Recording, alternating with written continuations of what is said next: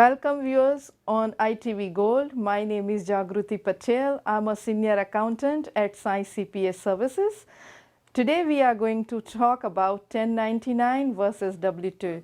We are having today Mr. Kumar with us. Mr. Kumar, can you brief us what is 1099 on W2? That's great, Jagruti. I'm glad you asked.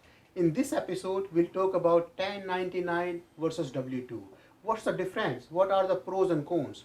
Why everybody wants 1099? In what situation do you have to have W2 and 1099? So the state and the IRS has several criteria to decide if a particular relationship between an employee and employer is considered as a 1099 relationship or is it a W2 relationship, employee-employer relationship as opposed to subcontractor versus a company relationship.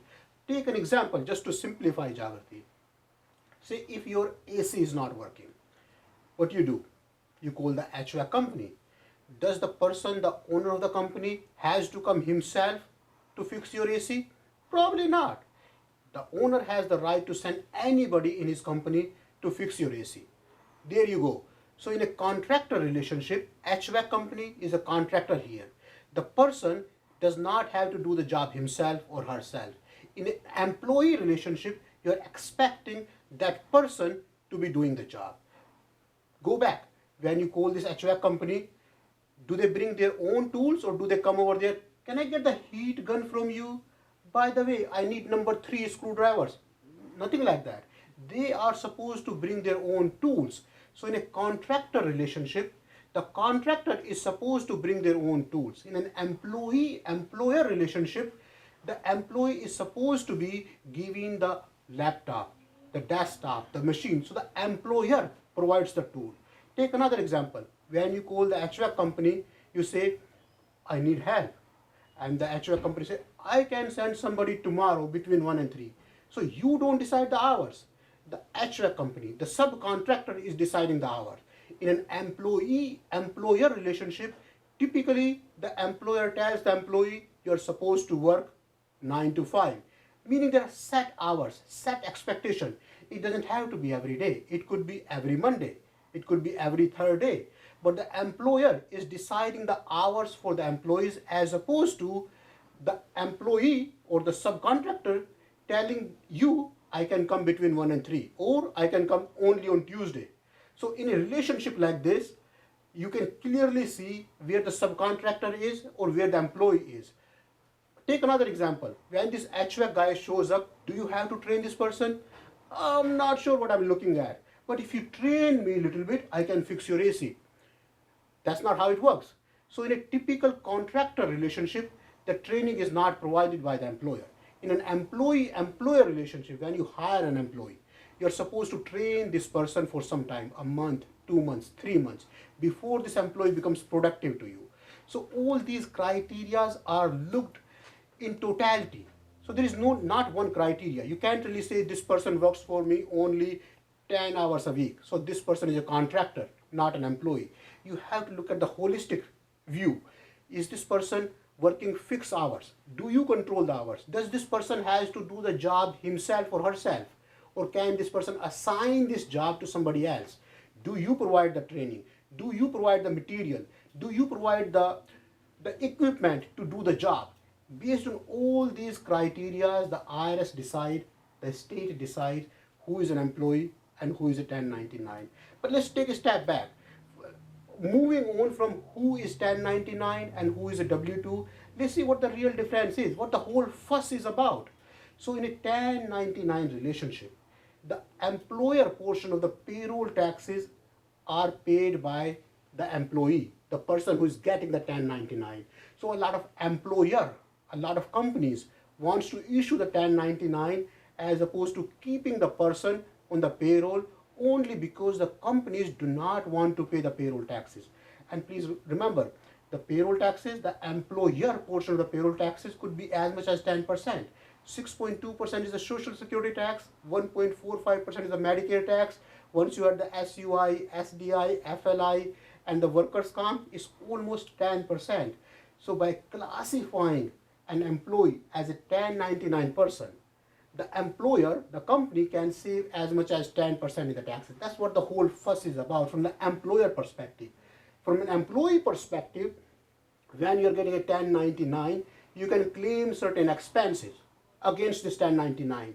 When you have a W-2, you're not allowed to claim any expenses against this job. You have a W-2, you travel 30 minutes or you travel hour and 30 minutes. No claim, no deduction. On a 1099, you can claim the travel expense, the meals expense, the entertainment expense, the job search expense, the advertising expense, all sorts of expenses can be claimed against 1099. So from an employee perspective, they want the 1099 only so they are able to claim certain expenses. From an employer perspective, sometimes they want the 1099 only to save employer taxes. So the IRS, the state, sees it as a double whammy. Everybody is trying to be on 1099 here. What's the problem?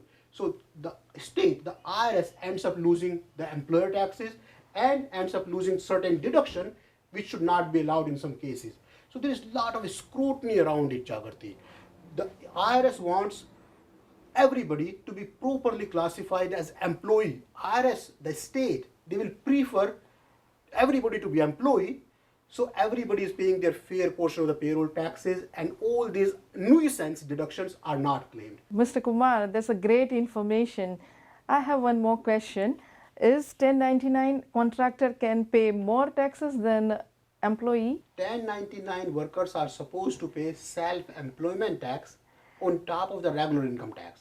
So in lieu of the payroll taxes, which is around 15.3%, 12.4% Social Security and 2.9% Medicare. So in lieu of this payroll tax, 1099 contractors are supposed to pay self-employment taxes, which is in addition to their regular income tax. So a lot of time it feels that the self-employment people are paying more taxes than if they were on W-2, except that 1099 allows certain expense deductions that are not allowed on W-2. Mr. Kumar, I have one more question. Can you explain to our viewers, is 1099 contractor be able to get the stimulus checks? Now stimulus payment. Everybody wants the stimulus payment. See, the 1099 or W-2 does not matter. Everybody has the right to the stimulus payment as long as their income is below certain threshold. As long as, let's say, married filing joint income is below $150,000, you have the right to collect your stimulus payment. If you have not received your stimulus payment for any reason, please go on IRS website and check where is my payment, and you can see where it's stuck if it's stuck in the system. Or you can call IRS at 1-800-829-1040 to find out more about your stimulus payment. But to answer your question, Jagrati, yes, 1099 or W-2, everybody has the right to the stimulus payment. Is 1099 exempt from taxes, and how many hours can an individual can work on 1099? There is no such limit on the number of hours that an individual can work on 1099.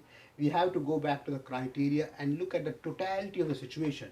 It cannot be the set hours, cannot be the fixed number of hours, cannot be at the fixed interval. The employer typically does not provide the timings.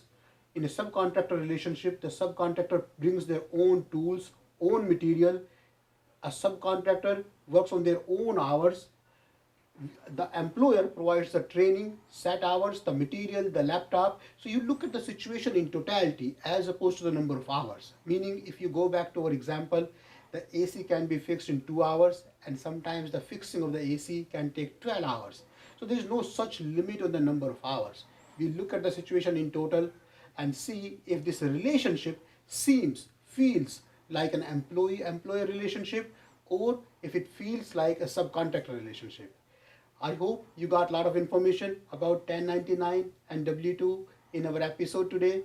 We thank you for watching ITV Gold Tax Tips. Again, my name is AJ Kumar. I'm an accountant, a CPA at Science CPA Services. For any question, please call 908-888-8900.